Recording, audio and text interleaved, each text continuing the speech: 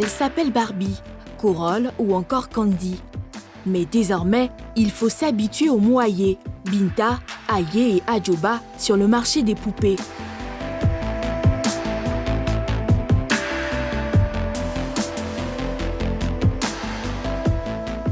En avant-garde de cette africanisation de jouets en Côte d'Ivoire, Sarah Koulibaly Diomandé. Depuis 2015, elle fabrique des poupées à l'image des filles qui y jouent. Bonjour, ça va? Oui, ça va. Il y a beaucoup d'enfants ici aujourd'hui. Esther est là. Tu leur demandes de venir, on va faire un point. Esther, Kenile et puis Colombe. Dans cette entreprise située en plein cœur d'Abidjan, la journée commence par une séance de briefing matinal. Toi, je veux que tu me fasses le point sur tes clientes à l'étranger, là. Est-ce que vous en êtes? Ah, toi, on va voir, mais tout ce qui se passe ici. Aujourd'hui, on est obligé de faire le point parce qu'on a un nouvel arrivage et on prépare les livraisons dans des différents magasins qui nous distribuent. Au rez-de-chaussée du bâtiment, des mains fourmillent pour matérialiser la vision de cette femme. Créer des jouets dans lesquels les enfants de 0 à 15 ans peuvent facilement s'identifier. Ici, on conditionne des jouets. On conditionne des poupées parce que pour le moment, on ne les produit pas à 100% ici. Donc, on reçoit les produits semi-finis. Je veux vous habituer aux poupées Naïma, qui sont simplement des jouets qui vous ressemblent, pour qu'au-delà de jouer, on puisse comprendre qu'il y a toute une problématique identitaire derrière un jouet. Des Binta, des Aya, des Adjoba, des Kenza, on en connaît tous et toutes. On a des amis qui ont ces prénoms-là. Donc, on a choisi des prénoms qui sont des prénoms de notre culture pour faciliter l'identification.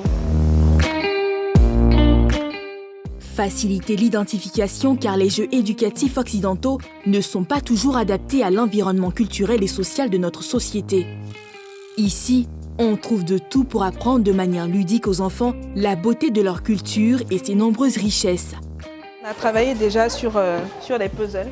C'est des jouets qui sont mixtes, mais toujours dans la même volonté de montrer l'Afrique. Donc vous voyez, on a vraiment fait un travail graphique pour montrer toute la richesse culturelle africaine et tout ce qu'elle peut comporter.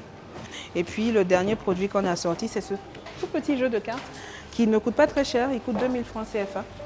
Mais on s'est amusé graphiquement à rendre le roi, la reine, Sénoufo, Bété, Guéré, etc., etc.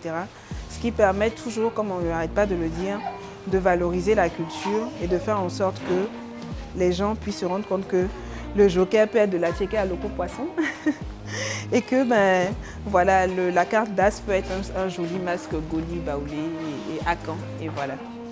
Et à l'approche de Noël, l'entreprise est très sollicitée. C'est la folie. Bon, la première pression, elle est à mon niveau parce qu'on attend un nouvel arrivage qui va nous permettre de finir, on espère, la saison en beauté et de ne pas faire en sorte que les magasins soient en rupture et qu'on puisse toujours... Donc on l'attend impatiemment, il devrait arriver aujourd'hui. Et dès qu'il est là, la température va encore grimper parce qu'il faut tout conditionner, il faut tout préparer et il faut que les camions partent et que les magasins... Parce qu'il faut que tous les enfants aient leur jouet sous le sapin le 24 décembre. Dans les différentes pièces se relaient une trentaine de personnes pendant la haute saison contre la moitié lors des périodes creuses. Et cette année encore, les objectifs sont très élevés. Cette année, j'espère en vendre au moins 40 000. Pour un chiffre numéraire autour de... Joker. Je sors ma basilic. Pour atteindre ces chiffres, les équipes sont à la tâche sous la supervision de Kenile Kwadio, la responsable commerciale. Une tenue pour la poupée Aye est en cours de confection. Ouais, ici, voilà, ça doit bien faire la jupe volante, tu vois, pour la poupée. Donc voici le modèle qu'elle a. On peut bien serrer. Hein. Une implication de la jeune femme motivée par les valeurs de l'entreprise. On a eu l'habitude de jouer avec des poupées blanches. Donc en fait, la petite fille noire ne se retrouve pas complètement dans ces jouets-là. Donc il faille que l'idée soit venue à madame de créer ces poupées-là, de les façonner de telle sorte qu'elles puissent nous ressembler, nous, en tant que jeunes filles noires, mais aussi les plus petites que nous. Donc ça permet au fait aux petites filles de s'accepter, de s'aimer, et aussi ça permet d'éviter les phénomènes comme le tchatcholi, c'est-à-dire la dépigmentation de la peau. Puis sonne l'heure de l'essayage pour Aye. C'est bien fait. Merci. Amen, hein? Voilà. Donc vous avez vu, non? C'est comme ça doit bien prendre pour les autres poupées aussi.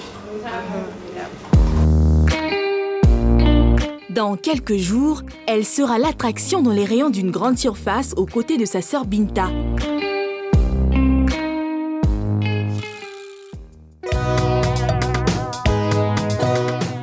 À Grand Bassam, à 20 minutes d'Abidjan, l'idée d'africaniser les jouets est partagée par Raïssa et Foi Adzake. Il y a Madame Assamoah qui doit arriver pour ces commandes-là. J'espère que vous avez commencé à bien emballer ça. Hein? D'accord. Elle avait commandé 10 kits normalement. Hein? Donc attends, je vais voir. Ça, c'est le kit de 15 000 là. Dans la maison familiale où Raïssa a installé momentanément son atelier, elle se remémore son enfance lorsqu'elle jouait à la dinette. Un passé dans lequel elle tire aujourd'hui son inspiration. Je confectionne des dinettes africaines. Quand on était tout petit, on utilisait des ustensiles. Donc les boîtes de sardines, les boîtes de cérélac et tout ça, c'est ce qu'on trouvait. Et c'est ce qu'on prenait pour faire, comme on utilisait ça comme casserole, comme marmite et tout ça. Et il suffisait juste de mettre 3 cailloux côte à côte pour créer le foyer. Sous sa coiffe de pagne, elle veut inculquer aux petites filles le charme de notre culture locale. Quoi de mieux que de valoriser ce que nous avons chez nous ici? Je pense que ça ne se fait pas suffisamment, surtout au niveau de nos enfants. Au niveau des grands, il n'y a pas de problème. Quand on explique les choses aux grandes personnes, ça passe tout de suite. Mais pour l'enfant, il faut pouvoir trouver quelque chose qui retienne son attention. Donc, expliquer notre culture à un enfant de façon ludique. Donc, moi, j'ai trouvé ce chemin-là à travers les dinettes africaines. Les dinettes de Raïssa sont composées de vrais ustensiles de cuisine. Mais notre entrepreneur, elle-même mère de famille, rassure quant à la sécurité des enfants. Déjà, on destine ces dinettes aux enfants de 4 à 10 ans. 4 ans, on se dit que l'enfant est déjà prêt, suit déjà maman dans la cuisine. Donc, on connaît à peu près les différents gestes par exemple, de piler. Si on pile du foutou à la maison, on voit bien comment maman ou la tata est en train de piler le foutou. Et par contre, à cet âge-là, on demande aux parents, de façon express, de faire attention au feu, justement, parce qu'il s'agit de braise. Les aspérités au coin des fourneaux ont été éliminées.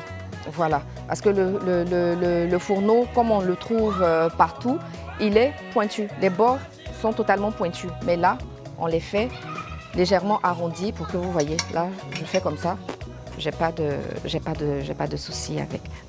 Ce pari d'africaniser les jouets, cette femme y croit toujours 4 ans après le début de l'aventure. Et encore plus en ce mois de décembre. C'est ce que j'appelle la haute saison. La haute saison parce que c'est une période où chaque parent est à la recherche du cadeau pour son enfant. Et donc forcément, on se retrouve avec beaucoup de commandes. Ce qui ne fait que nous arranger, bien entendu. L'année dernière, j'étais à 134. Oui, j'étais à 134. 134.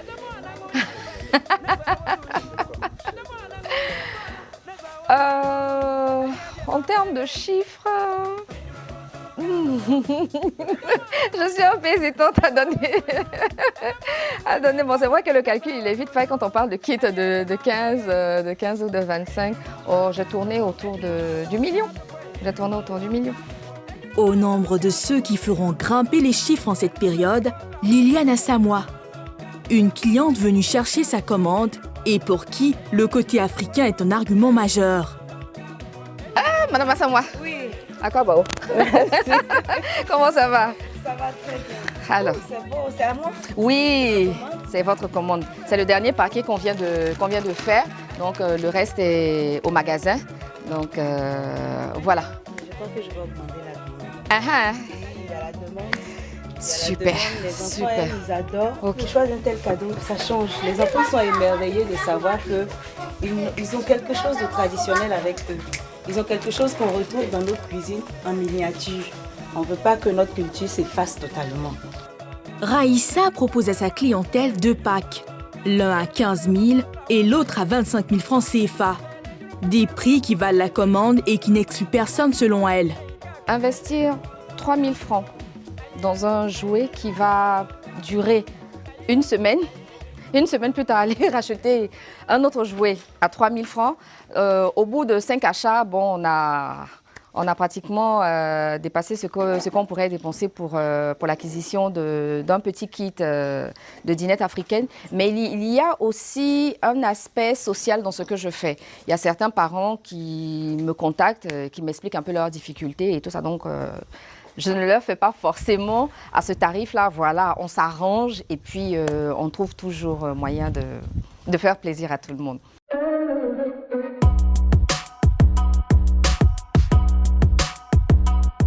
Confectionner des jeux pour enfants, des jeux qui leur ressemblent et qui les entourent.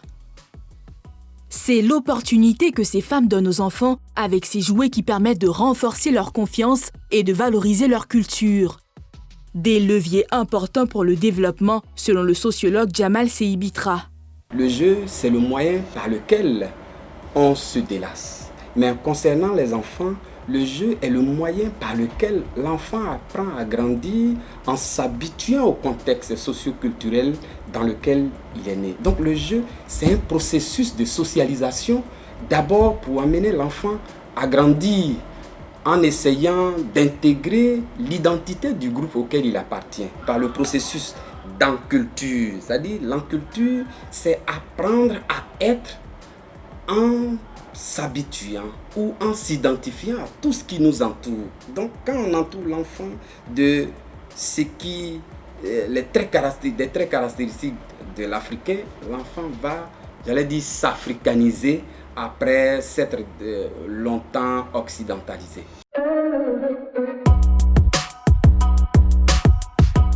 Les jouets s'africanisent bel et bien. Mais dans les grandes surfaces, ils peinent encore à s'imposer face aux jouets venus de l'Occident.